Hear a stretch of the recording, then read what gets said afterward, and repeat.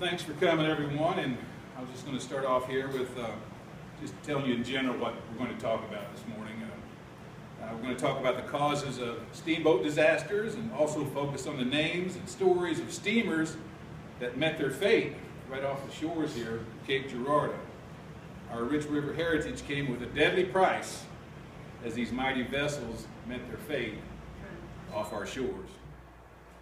By far the worst fate for a steamboat and the passengers was a boiler explosion. I mean, they lit up with high force of explosive power. Fires on steamboats took their tolls also, as did snags of logs that punctured fragile wooden hulls on these old vessels. And of course, being grounded on a sandbar could be the end of a steamer too. I want to talk about boiler explosions first and their causes, just as a general introduction. They exploded for many reasons, the chief reasons being poor maintenance. Water was pumped from the river to use in the boilers. The muddy water clogged relief valves and the intakes. The quality of the metal at that time, in this era we're talking about, was not very advanced. The Bessemer process for refining iron and steel hadn't come along yet, so there was still a lot of carbon present in the metal, which made these hulls brittle on the boats, as well as the boilers themselves. Weak spots were present even when the boilers were new. Often the boilers were pushed to their limit, fighting strong currents while ascending the river. Riverboat pilots would often tie down relief valves in order to beat competing boats to the next dock, because the first one to get to the dock, they got to take on the load in the cargo, thus enriching themselves even more. This dangerous practice was also used during steamboat races while there were passengers aboard, and there were some calamities and fatalities from explosions of boilers with civilians aboard rooting for the captain to go faster, and then kaboom, they were killed and injured. Only the blessed victims of a boiler explosion were released from their suffering immediately during an explosion. Those that lingered suffered from blast wounds, they were scalded to death, or drowning in what was often a raging, frigid river. Slide. I know we're going to talk about the local disasters, but I wanted to give a general overview of other steamboat calamities that occurred. We'll start with the Steamboat Princess. This is if you can back up maybe one, Randy. There we go, Steamboat Princess. I elected to use, this is the only image I could find, and in some of these I've gotten duplicate images of vessels that I couldn't find actual images of. But I elected to start with the Steamboat Princess in her pristine setting, kind of a pastoral view, happy passengers pulling up, looking good and all that, as she looked before an explosion. And trust me, as we look at the slides, you'll see what was the fate of the Princess also. But her boiler exploded February 27, 1859, 6 miles south of Baton Rouge. The Princess was delivering the majority of her 400 passengers to celebrate Mardi Gras. Around 100 to 200 souls were lost in this explosion. Some of the records, of course, they're not very accurate, so there are some estimates even from those times as to how many people perished on these boats. A large amount of the passengers on board were women, and there were no children. The tragedy occurred adjacent to the Conrad plantation. The plantation slaves pulled survivors from the river and shore. Bed sheets were laid out on the ground for the injured. Flour was poured on the victims to give them treatment for their burns. In New Orleans, a gloom hovered over the Mardi Gras celebration in memory of the victims of the Princess. Next slide. The Saluda. It exploded April 9, 1852 on the Missouri River near Lexington, Missouri. Many of the passengers were Mormon immigrants from England and Wales. Over 100 people were killed, including her skipper, Captain Belt. Only 50 passengers survived. The townspeople of Lexington raised a fund to bury the dead. Some of the orphaned children were brought in by the locals and raised in Lexington. slide. The Constitution. The Constitution exploded May the 4th, 1817, off of Point Coupé Parish, Louisiana, while ascending the Mississippi River. Captain Bizeau and his lady survived. They were located forward of the explosion when it occurred. The Constitution was formerly known as the Oliver Evans. She was built in Pittsburgh only a few years earlier and was considered one of the finest steamers afloat. Mariners consider renaming a boat is supposed to be bad luck. Maybe that was the cause. There's my slide 5, Lexington Fire. The Lexington. It sank January 13, 1840 due to an onboard fire midway between New York and Stonington, Connecticut. The smokestacks were the cause of the tragedy. The casings caught fire, igniting 150 bales of cotton. Of the 143 aboard, only 4 survived. The lifeboats were so overloaded they sank immediately, casting the passengers into the frigid water of the Atlantic. Slide. The Sultana. The anniversary of the Sultana's sinking was just a few days ago. But as you can see, the Sultana is just overloaded with passengers. And some of you might be familiar with the Sultana. I had to throw it in.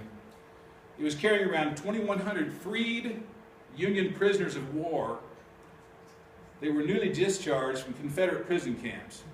The men were anxiously awaiting being united with their families in the North, having survived fighting the war and living through horrid conditions of Confederate prisons such as Cahaba and Andersonville. Due to corruption and bribery, the Sultana was criminally overloaded. The U.S. government paid $5 a head for an enlisted man and $10 for an officer for their passage. This image shows the Sultana at Helena, Arkansas. The Sultana was legally rated for only 376 passengers, yet she had over 2,400 people aboard. One of the Sultana's boilers sprang a leak. At reduced speed against the record heavy spring current, the Sultana clawed her way and docked in Vicksburg for replacement of the boiler. However, the captain opted for patching the repair. He feared losing his paying cargo of humanity to other boats that might steal his passengers. The repair took 1 day. Replacing the boiler would have taken 2. Slide. The Sultana Explodes. At 2 a.m., April 27, 1865, 3 of the Sultana's boilers exploded 7 miles north of Memphis. The exploded decks dropped into the furnaces, turning the remains of the doomed boat into a fiery hell. Most of the survivors, already in a weakened state from being in these prison camps, jumped into the frigid and raging river. Whole groups of them clung together and went down together. The exact death toll on the Sultana is unknown. Evidence indicates over 1,700 perished. The Sultana sinking was the worst maritime disaster in U.S. history, eclipsing the death toll on the Titanic by around 200 souls. In 1982, an archaeologist uncovered what is believed to be part of the Sultana's remains buried in a cornfield 4 miles north of Memphis. And I haven't found any updates on that or any research to see how they're doing or if they've pursued that, but that would be an interesting dig to find out more about. And next slide, snags. I'm going to talk about snags. These fragile, wooden hulls, can be easily punctured by snags of logs in the rivers, and this is just an image of, a steamer approaching peril on the river there, and you can see by the sharp points what that could do to these wooden hulls.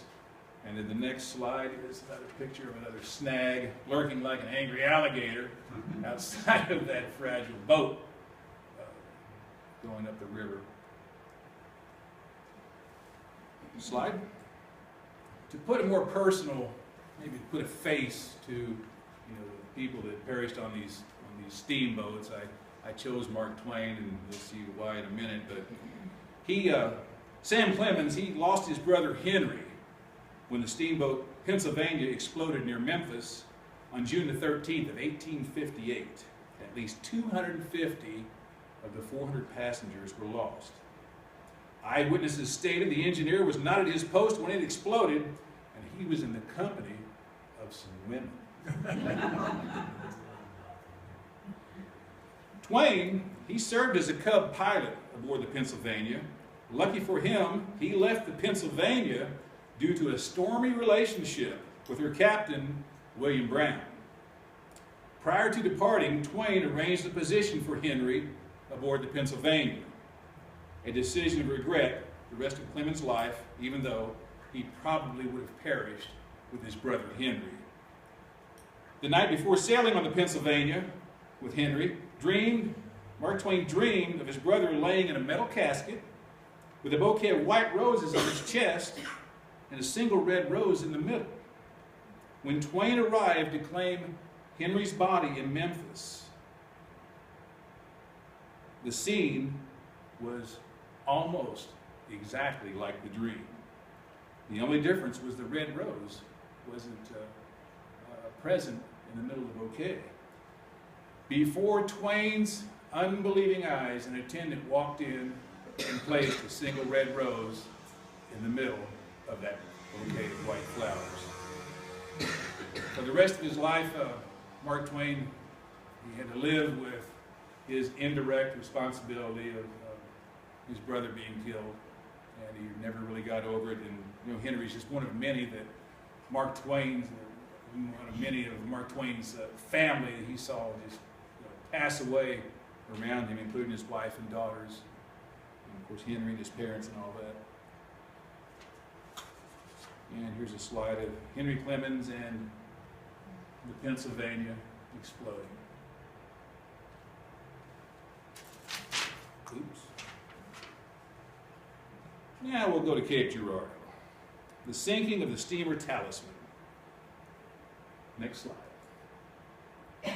It was a collision. Due to a collision with the steamer Tempest, the Talisman sank before daylight on November 9th of 1847, about 1/2 mile south of Cape Girardeau. It sank in 10 minutes. 51 passengers and crews lost their lives. The crew of the Tempest came to the aid of the drowning passengers as best they could. However, local scoundrels, local pirates, came out in smaller boats and started plucking luggage and valuables from the Mississippi, and they didn't give help to the drowning passengers. Must have been those Scott Cityans, I think. A little farther south of us. But they ignored calls of help from the floundering victims. The engineer, Mr. Butler, he was a hero. He refused to leave his post until it was too late. The raging water filled the Talisman and swept him back down into the engine room where he drowned. And this was interesting. A diving bell was used to try to locate victims in the wreckage, and they did recover 5 bodies, and that's about as effective as the diving bell was. And then I found out a diving bell was constructed here in Cape Girardeau. Was it the same diving bell? I don't know, but one was manufactured here at one time in Cape Girardeau. But they only recovered 4 or 5 bodies from the wreckage, and certainly no valuables. And this next slide will show you, there's the approximate location of the Talisman. Of course, we had the city of Cape Girardeau here. There's the new bridge.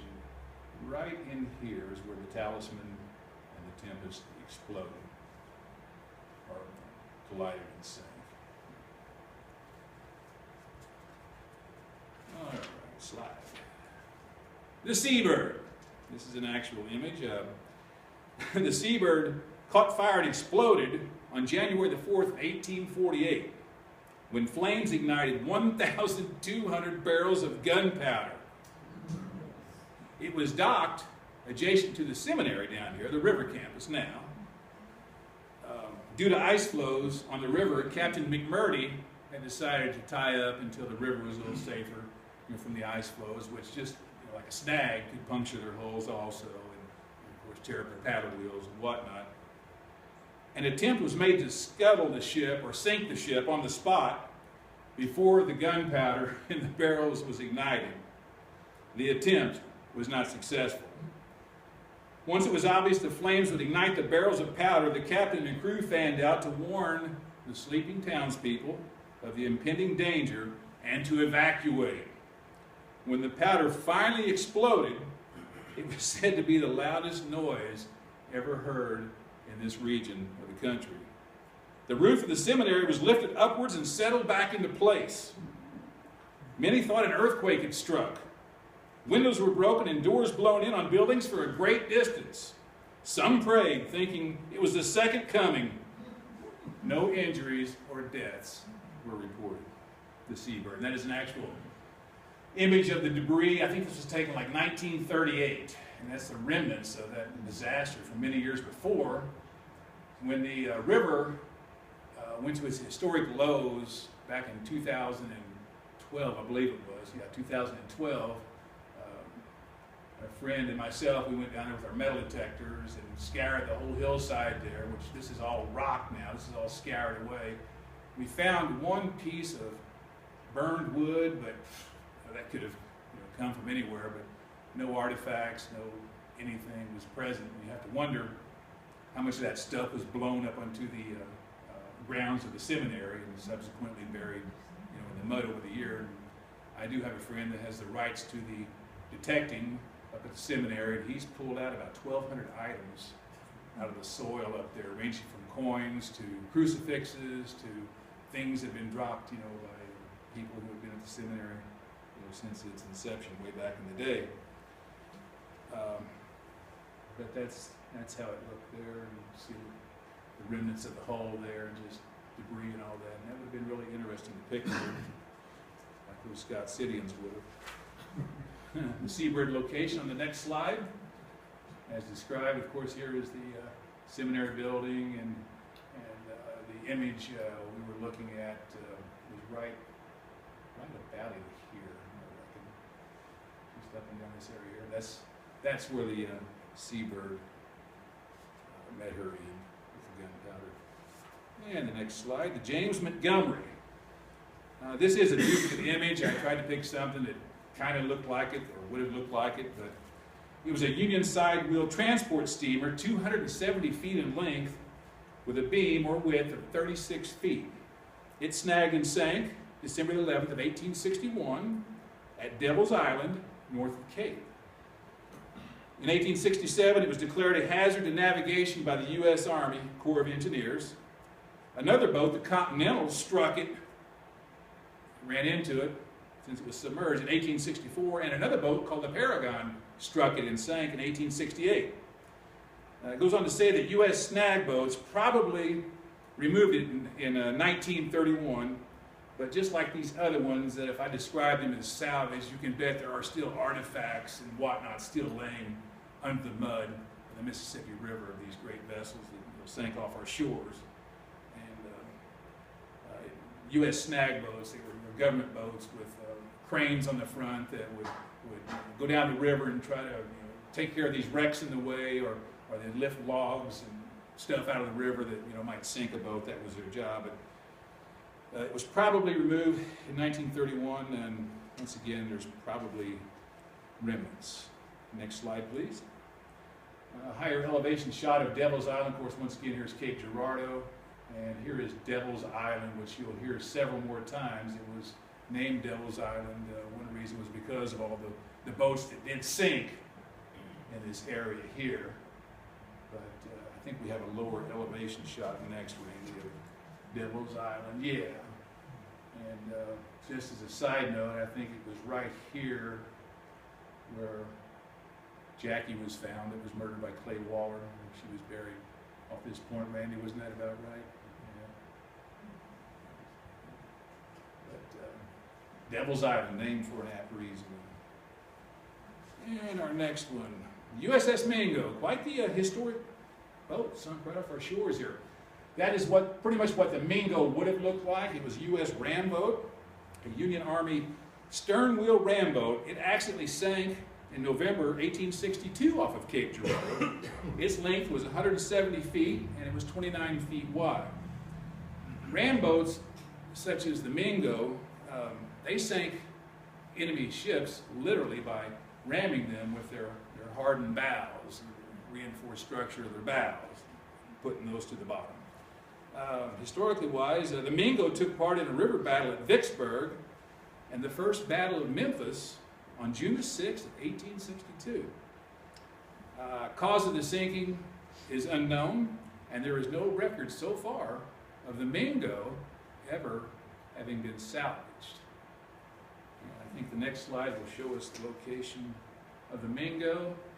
Are you guys familiar with Honker's Boat Dock, with the conservation area next to the casino? You can put a boat in here, and there's picnic tables and a shelter. And they just recently, this is kind of a neat addition, they've put a foot traffic bridge across the channel here. Now you can walk all the way downtown, and vice versa, all the way up the river, and arrive at Honker's there.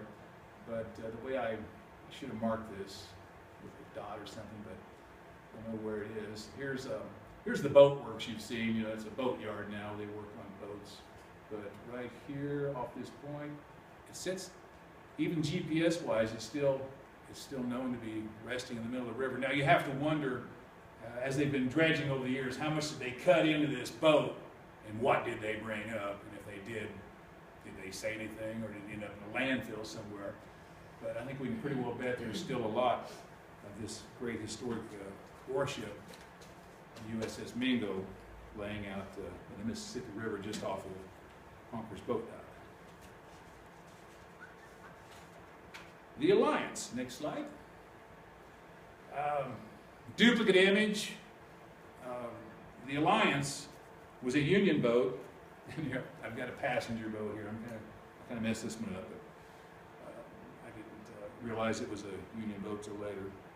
Anyway, it was stranded on April 17th of 1863, once again on Devil's Island. Length 144 feet, beam 27 feet.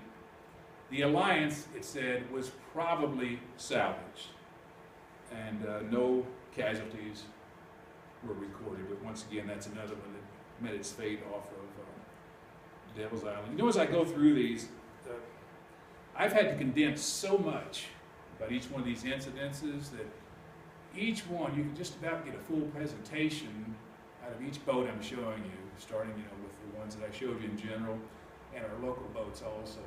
There's a lot of information on a lot of these about the characters aboard and the captains and the real circumstances of their sinking and the calamity and how people were saved and the suffering and everything they went through. But that's not really why we're here today. I'm just trying to give you a general overview of what, you know, steamboats sank off of our shores here. Okay, but anyway,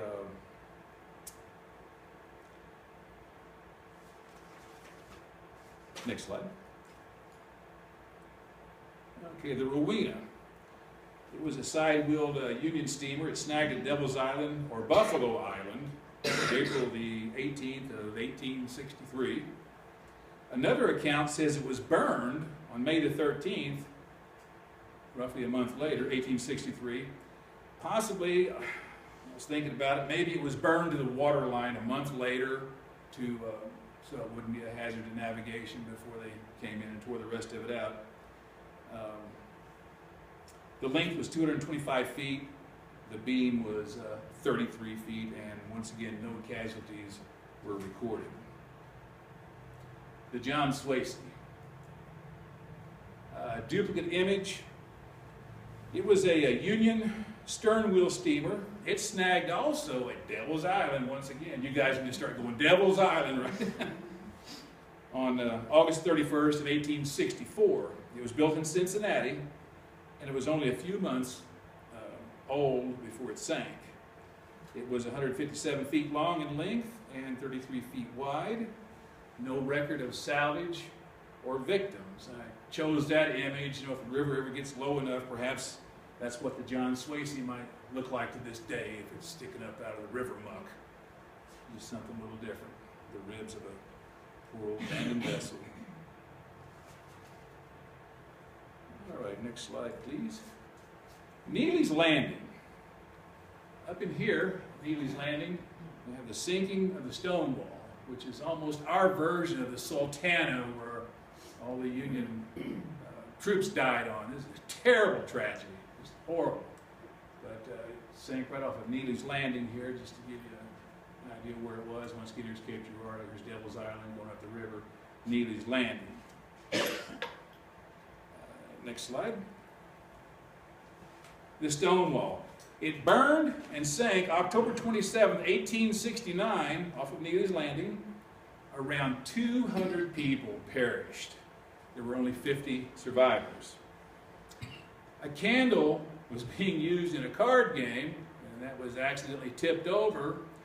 There were no buckets available to extinguish the flames, and what should have been a relatively small fire, a minor incident, turned into a terrible tragedy. The captain, he grounded the stone wall, hoping that if he put it on a sandbar, that his passengers would be able to jump into the sandbar and escape the fire. That didn't happen very well. When he did that, even though he grounded it, the boat still pivoted on the sandbar and swung into the wind.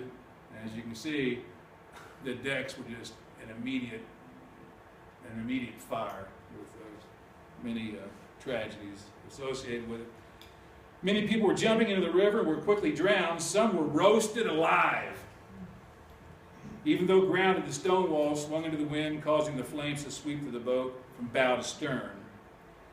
Now, the people of Neely's Landing were a little kinder than the people downstream from us, or Scott City.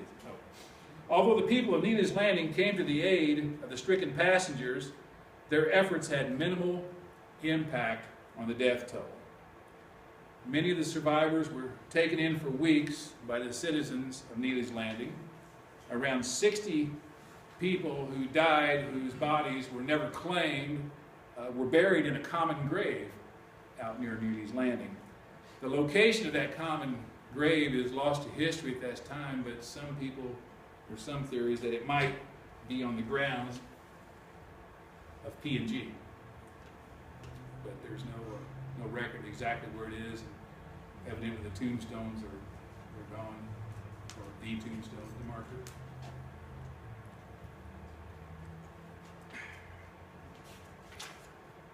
Next slide. The Lama Scott.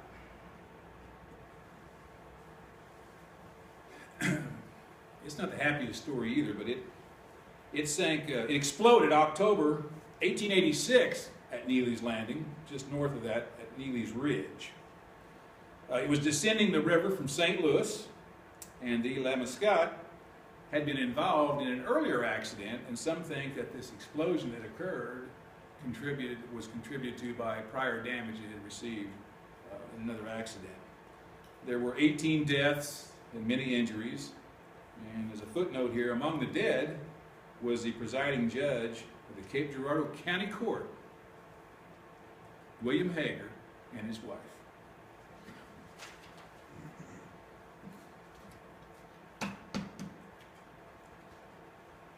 Okay, as far as major steamboat disasters go off of our shores, that's really about it. I did find a late entry here that I have just printed out here. It was called the General Pike. It was a side-wheeled steamer built in 1851 in Cincinnati, weighing 366 tons. And it mainly operated between Louisville and St. Louis for the U.S. mail. And let's see, it sank in an unknown place at this time. And I'll give you more to come back for. There's still going to be some other wrecks to pop up. But the General Pike's out there somewhere. So now let's get to our local wreck we've been working on for the last few years. The Amy Elizabeth, as we've named it. Now the location, you guys might have seen some of the coverage on this. And some of my other talks I've talked about this in general, kind of briefly, but I've got a few slides and updates for you, for your interest. Of course, here's the casino. And when people ask me where the wreck is, I always present them with a riddle. I say, well, the oldest boat in town is behind the newest boat in town, and they generally get it. Then I say, if I told you, I'd have to kill you. But It sits roughly right in this area here. Of course, here's the casino.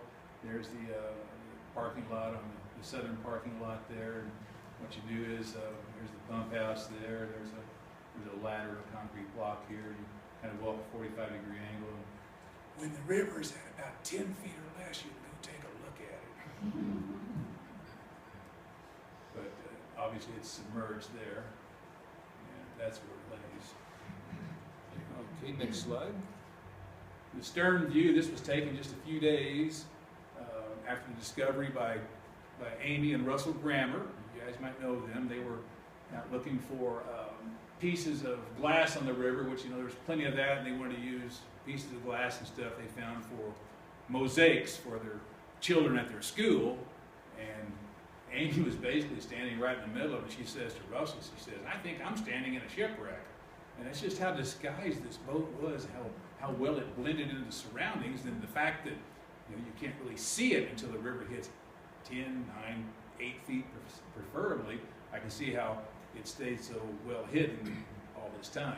Sometimes I take people down there and I say, "Well, do you see the wreck?" And they're like, "No, where is it?" I said, "Well, you're standing right over it." And they look down and they go, "Oh, I see the cleat now, or I see that rock, you know, on top of that." But pretty cool wreck, you know, steel hull. It's kind of a representation, I think, of the, you know, I'm used to dealing with wrecks that are 400 years old, 300 years old, but I'm fascinated by it because it kind of represents the transition between the age of wooden ships and the age of metal hulls, you know, steel hulls. Well, you've got an iron hull, if you can see on the cross members here, that supported the decking, and that beautiful intact decking there after all these years, which is gone now due to the erosive effects of the river.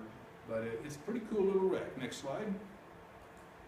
You can see this is facing the stern. We were looking from this direction this way. Now we're looking the opposite direction. Once again, you can see the framing for the deck and how that's collapsed into the boat. And you can here's some remnants of the string we used when we did the archaeological survey of it and did the drawings and the measurements and all that. That's probably still on the wreck too. It has been the last few times I've seen it. Of course, you can see the rail here, and that's wood and all that. And up here you can see that magnificent iron cleat. It's still there, hopefully, to this day. And you can see the walkway here where they would walk around the outer perimeter of the boat to, you know, get from the bow to the stern to the bow, or work their lines on the cleats and all that. And you can also see how much mud and rubble it's full of. And that effectively, all that helped pin this boat down all these decades, perhaps up to a century that it's been laying there. Next slide. And a little better view of the, let's see, I guess I can take off my readers a bit. Oh, I can see much better now. But a little better shot of the ends of the boards that supported the deck. And I didn't have the cleat in this shot. I thought I did all this, but there's the walkway that goes around and other objects. And I guess when this was taken, I'm going to say the river, based on the level, that was probably taken when the river is at about 9 feet. I'll give it that. So that's about how much you can see when the river hits 9 feet. And that's kind of a rare occurrence anymore. Next slide, please. What we have here is when the boat was first discovered, this apparatus was covered by this rock here. And all you could see was this post sticking up. This is in the stern area from the image that we saw first. And at first we thought this was maybe a mount for like a winch for picking up heavy loads, you know, along the river. And it's turned out this is part of, due to the erosion of the rivers, this is the first connection to the rudders. And I'll show you more of that. Next slide. If we can go back to that, here's Richard Young's magnificent, detailed site plan drawing of the wreck. It took a couple days, but I did the measurements and called them out to Richard, and he wrote down the raw data and copied it all down and took it to his office. And a couple weeks later, he presented me with this fantastic site plan of the wreck. But you can see right here, here's a rudder post I spoke of, right here. Erosion has revealed since then that another arm runs like this, runs underneath these boards, connects to another steering apparatus, and runs up into what we think was the pilot's house over the ship's wheel. And on the next slide, we'll see a close-up of some of the great work he did. It's pretty spectacular what Richard did for us. Took a lot of time. And this next slide is kind of a possible configuration of what maybe they made the basic outline of the boat might have looked like. Of course, we already know, you've seen the images. The stern was rounded on it, and down here you can see the sign of there's a rudder post there, there's a hole sticking out there, at least in my mind, that's what it looks like. And it's accessible with a trapdoor here. Looks like this boat was used for lifting. I guess that's some kind of school. There's no indication by what we've seen so far that there's an open coal bin or a cargo hold here. It appears that those supports do run all the way across the deck, even though they're caved in. Maybe more will be revealed when the river goes down. The wheelhouse, the outline of the wheelhouse runs in a semicircle from here to here, and it appears to be all open space up to the front of the boat. And I'm going to need another drink of water before I read the summary of all the work that's been done on this great little boat for the past, coming up on 4 years now. It was first identified as a boring old barge that was pushed along the river, but erosion from the river and stuff we found out has proved it to be a little more remarkable than that. So I'm just going to read the summary to you. In fact, Jerry, before I leave here, for your archives, I've got the complete changes we've done in the last couple years, so maybe I can swap this off with you and get the old one at some time. But this is for anyone who would like to come in and see all the documents associated with the wreck. I'm just showing you a few of them here, but it's all right here, including all the changes, all that. So the summary, I'm just going to straight read it. The 3+ years of investigating the wreck has revealed new components and features that reinforce that it really is a remarkable historical find, old enough to be considered a probable part of our rich river heritage. Although it was declared by some experts to be a common barge when the river first revealed it, those that deemed it as important and common have not been present at the site since the first weeks of the discovery of it. I am not talking about Richard Young. He was still, the jury was out with Richard Young whenever he made the drawing. Just a few other experts.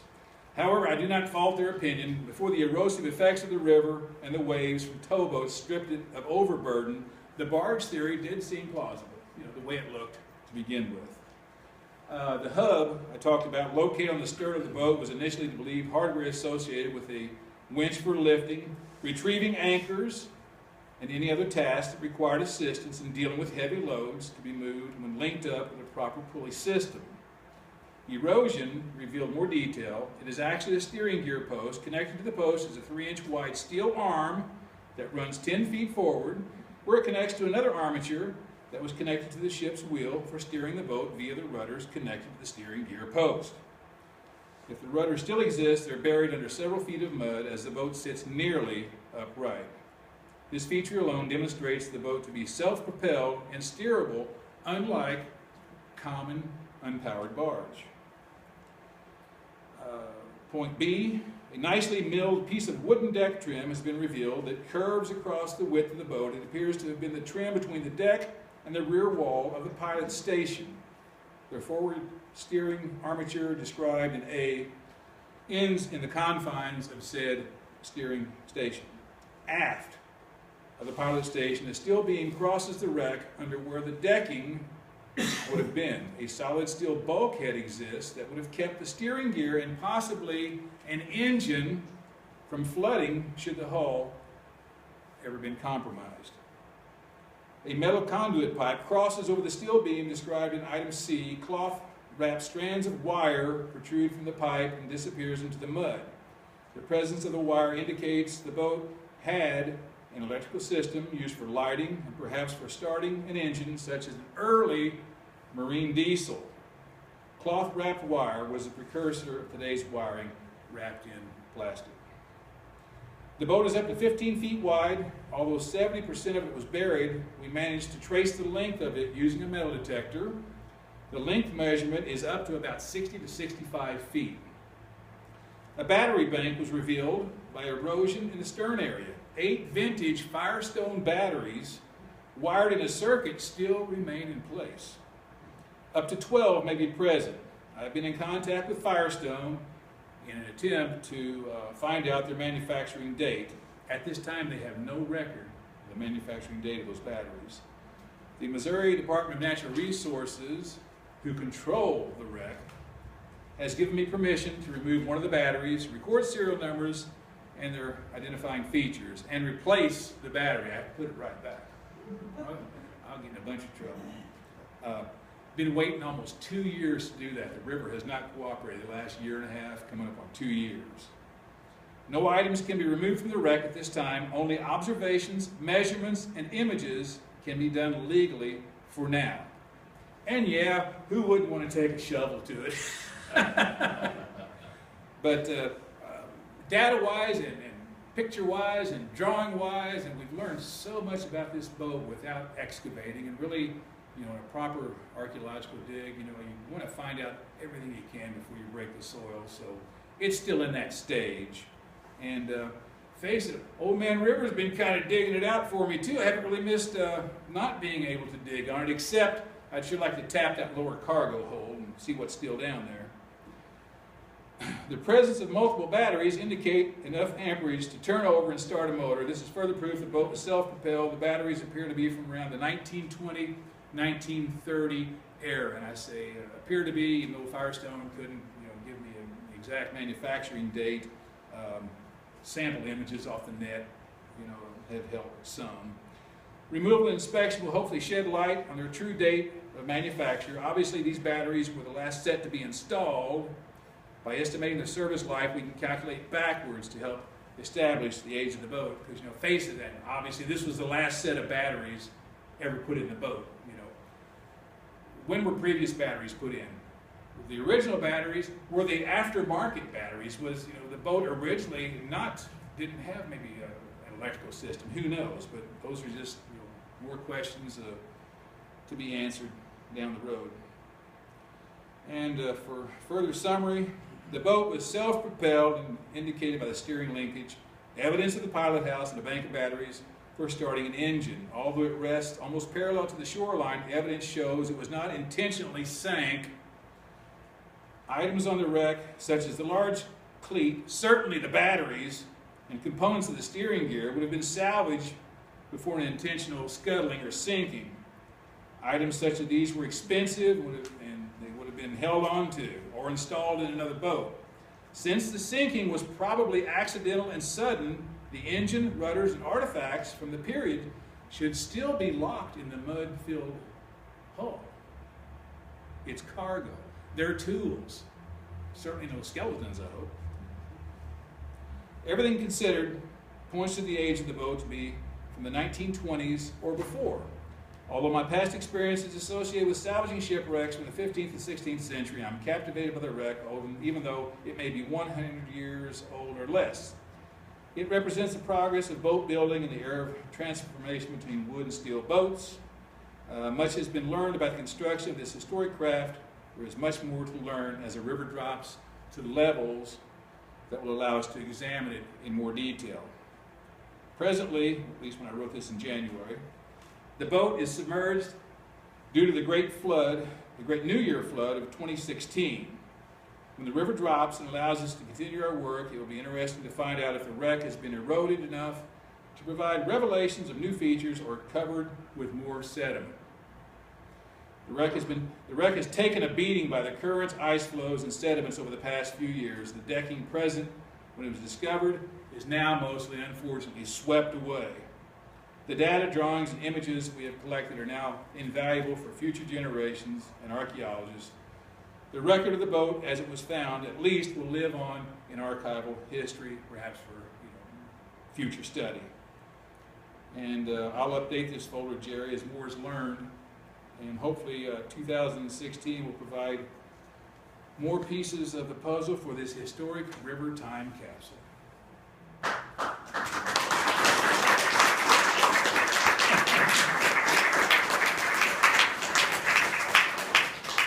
thank you all very much. Can I... Got two river rats there. Yes, sir. Randy, what do you think attributes to the high number of people that drown in these accidents? Lack of ability to swim, or disorientation in the night, or so many of them drown? So many drown. And you mentioned a few good points then. You know, a lot of people didn't know how to swim back in the day. And usually, you know, people drown because they've ended up in the water unexpectedly. We know that as ex-lifeguards. You know, it's usually not people that are swimming and they get a cramp and, oh God, I shouldn't have eaten and swim, and I get a cramp and drown. It's, for the most part, it's people that end up in the water unexpectedly, which they certainly did. And throw in usually the raging river and the freezing river, and perhaps some, you know, injuries from the explosions. But yeah, just a whole chain of things. But yeah, I was just reading the other day that a lot of people, oddly enough, didn't know how to swim on top of it too. In the middle of the ocean, you can imagine it, but when you're 100 yards from the shore, yeah. I think most people, if they're scared enough, could dog paddle to something floating. And a lot of times that is what saved them. Doors off the boats, you know, pieces of the ship that broke off, you know. They grabbed, you know, a lot of people did make it to shore, but unfortunately those that were severely wounded or you know, just stunned by the blast or freezing in the water, or they've got their boots on and their clothes, they didn't make it. And, yeah, some people knew well enough, and if you get trapped in a current, you swim with the current, you go diagonal across the current, you might end up, you know, if you jump in the river here, you might end up in Scott City, but you'll get across, you know, finally. I hope the same guys aren't down there waiting on me. That's right. I didn't count the amount of boats, but about how many major disasters has there been right here in the Cape area, approximately? You know, there's two more that I'm looking at, so that's documented, all the ones I've told you today, and then there's a couple more that I'm looking at. How many is that? I didn't count them. I think I went across I covered about eight, I believe. That's a good question. I've only worked on this for a month. How would I know? Yeah, about 8, Jerry. Have an amazing amount of deaths. Yeah, right here. Other questions? Well, thank you very much. Interesting, really great presentation.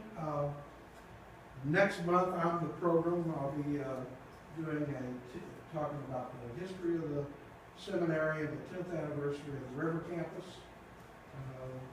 That'll be on May 28th. That's our next one. We'll do one every month. And so, thank you. Look around. Take the time. We'll have to rush off. Any other comments by anybody before we say go? Oh, I have to acknowledge Dr. Randall Rhodes here, my technical man. He taught me about PowerPointing. He did my technical stuff today. When I told Randy I was going to do another presentation, he took me aside. He goes, I think you need to learn how to PowerPoint. So we've been doing that the last few weeks. Randy? Sometime, do a presentation on one of the ships, the stories. Okay. Your favorite, or the most commanding, or whatever. I'd love to hear. I'd probably pick the Stonewall off of Neely's Landing. There's just pages and pages of the people that died on it, the circumstances, you know, just off the top of my thick head. We'll go work on that one and we'll schedule you back. Yeah, I see it. Why is the course of protective? Thank you all for being here. Scientists. I know. It's just